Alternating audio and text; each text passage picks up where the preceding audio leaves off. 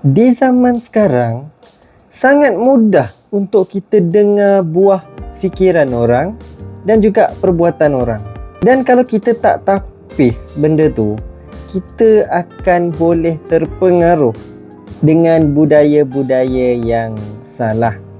Walaupun memang betul kita boleh terpengaruh dengan benda yang betul, tapi kan lebih baik kalau kita buat benda yang betul disebabkan kita tahu benda tu betul.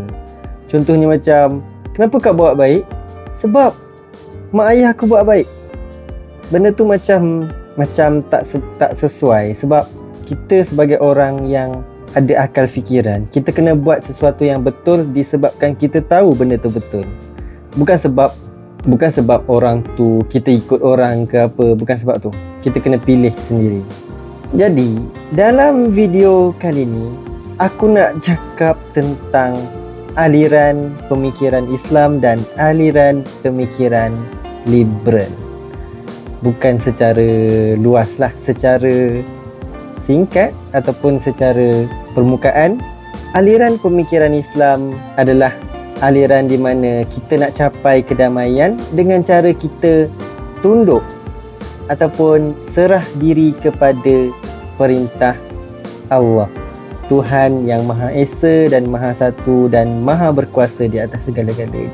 Manakala pemikiran liberal pula adalah kebebasan bersumberkan akal fikiran.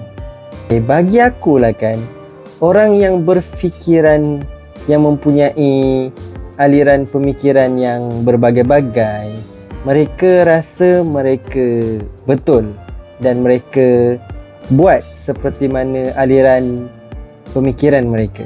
Tapi persoalan dia, macam mana kita nak tahu benda tu betul ataupun salah? Sebab aliran pemikiran ni dia akan membawa kepada perbuatan, membawa kepada seluruh aspek dalam kehidupan. Pergaulan, cara untuk mendapatkan ekonomi, mencari wang, perkahwinan dan sebagainya. Kalau dah semua orang cakap yang aliran mereka tu betul, apa kata kalau kita bincang argumen secara aman?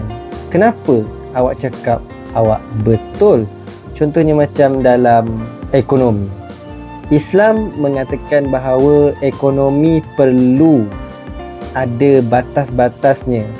Contoh, kalau kita jual benda-benda yang berbahaya kepada manusia, kita tak boleh jual. Tapi kalau liberal pula, mereka lebih luas dalam hal